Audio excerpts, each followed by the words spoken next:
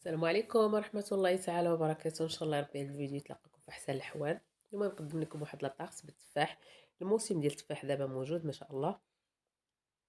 واسمحوا لي تعطلت شحال هادي ما حطيت حتى فيديو بحكم الخدمه ديالي ما عنديش الوقت. كما كتشوفوا هي قدامكم كتجي واحد لاطاغ اللي هي سهله وبسيطه، مكونات موجوده في البيت، نزول المقادير على بركه الله. اللهم صل وسلم على سيدنا محمد. عندي 250 غرام ديال الدقيق ما يعادل رابعه، عندي 125 غرام ديال الزبده، عندي واحد ساشي ديال فاني، 3 المعالق ديال السكر ثقيل، 2 معالق ديال الحليب حتى ل3، واحد صفار بيضاء وكيس ديال فانيلا. نديرو قبصه د الملح ونضيفو ديك الساشي ديال لافاني.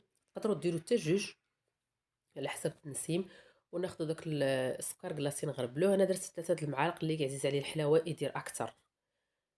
ونضيفو ديك الزبده. انا درت هنا الزبده ديال الباطا، ما درتش الزبده العاديه ديال الماكله. هاد الزبده ديال الباطا كيصدقوا بها لي طاخت، ما كيتغيرش الشكل ديالهم فاش كديرهم في الليمون. وطبعا كتكون بارده. انا درتها في المجمد واحد الساعه. بعد ما كنضيفوا الزبده والسكر والكيس الفانيلا وقبصه الملح كنبداو نرملو. ضروري العجين كيترمل بهاد الطريقه، ما كنعجنوش. كنبقاو نرملوه تيولي عندنا بحال شكل الكسكسو، بحال هاد الشكل كما كتشوفوا. عاد كنضيفوا داك الصفار البيضاء وكنبداو نضيفوا الحليب تدريجيا ونعبروا بالملعقه، ما كنوصلوش وكنبداو نكبوا. هنا انا راه دايره 3 المعالق في داك الكويس. دابا غنضيف المعلقه الاولى معلقه الطعام، نضيف عاد نعبر معكم، ما بغيتش غير نخوي باش تشوفوا شحال خدات لي. كنضيف المعلقه وانا كنحربل فيها، وانا كنشوف الملمس في اليد ديالي. الا بدات كتجمع كان الدقيق ما كيشربش بزاف، يقدر معلقه تكفيكم. انا حسيت بان خاصني زدت معلقه اخرى كما كتشوفوا.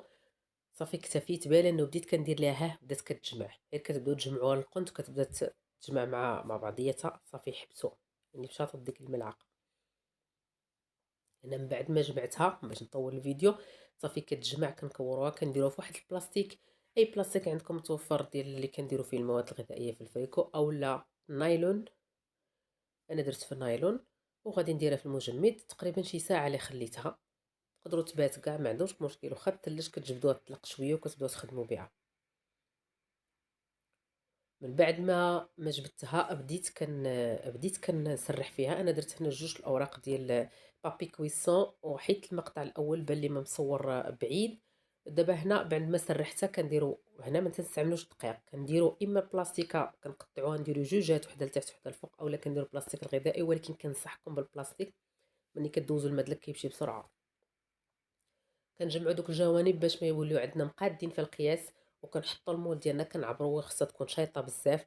صافي بانت لي هي هذيك، وبانت لي حتى في السمك راه ما كتكونش غليظه بزاف وما كتكونش رقيقه بزاف. وانا كنقلبها بهذه الطريقه. يعني عندي المول هذا اللي كيطلع، اولا داك المول العادي اللي ما كيطلعش ليه القعر ديالو اللي عندكم متوفر. من بعد ما كنقلبوها كنبداو نهبطوا دوك الجوانب وكنقرصوا في الجناب ضروري، وندقوا بيدينا. هذه المرحله مهمه باش ملي كتدخلوا الفران وكطيب، سواء لي طاغط وليت صغار او هاد لا طاغط الكبيره، ما كتنزلش، كتبقى واخده لا فورم ديال المول.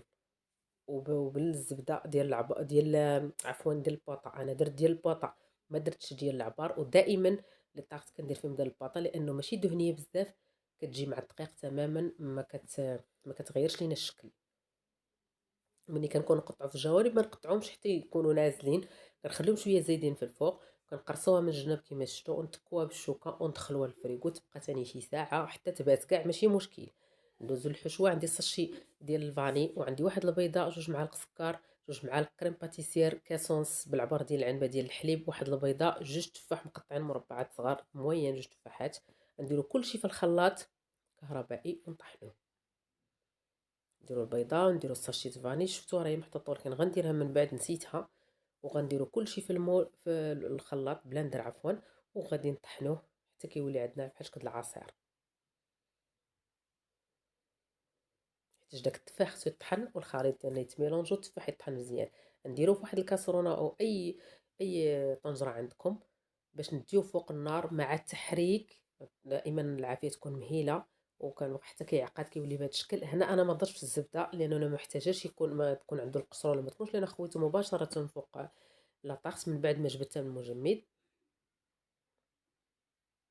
الناس اللي عندهم الفران ما كيطيبش مزيان، تقدروا ديروا هاد الطورطه طيب 10 دقائق. فايت لي درتها فاش كنديرها في البوطه الغاز، كنديرها طيب حتى كتشد راسها واحد 10 دقائق، عاد كنخوي عليها الخليط. الا كان عندكم الفران متاكدين منه كيطيب مزيان، كديروا كلشي مباشره كما درت انا. هنا خديت تفاح، هنا قطعت واحد التفاحه ونص، ما درتش كلشي وقطعتهم على شكل هلالي كما كتشوفوا، وكون رقيق ما يكونوش غليظ باش يطيب لينا التفاح.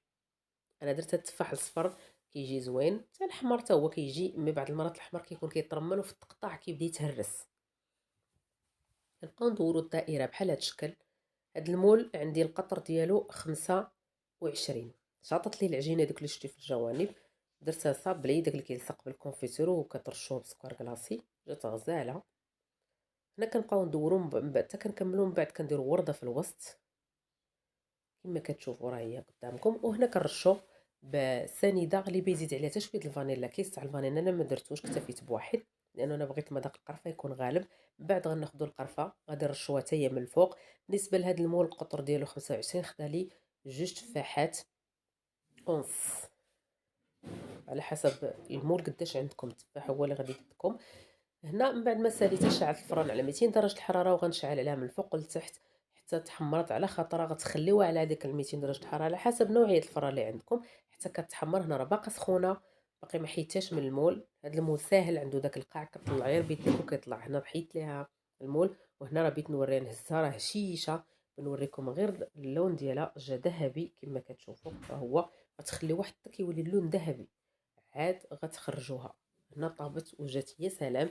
ضروري غنقطعها معكم باش نشوفوا الشكل ديالها كما كيجي، راه تتجي بنينه وهشيشه.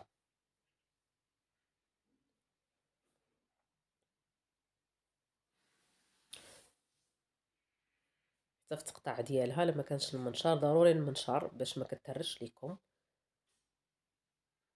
كما كتشوفوا راه كتجي ديسير، كتجي غزاله، تستعملوها في اي وقت عندكم ضياف، عندكم هذه ما شاء الله تبارك الرحمن كتجي غزاله. كنتمنى منكم دعموني وديروا اشتراك، وشكرا على كل واحد شاهد القناه ديالي وعلى كل واحد كيدعمني، شكر خاص ليكم. وانا عارفه بانني ما كنحطش فيديوهات بزاف لان انا كما قلت لكم في البدايه بحكم الخدمه ما عنديش وقت. انتم عارفه التصوير كياخذ ليد، هاد اليوتيوب كياخذ ليت بزاف. وكنتمنى الدعم، وشكرا لكم شكرا كثير اي احد دعمني. والى اللقاء الى فيديو قادم ان شاء الله.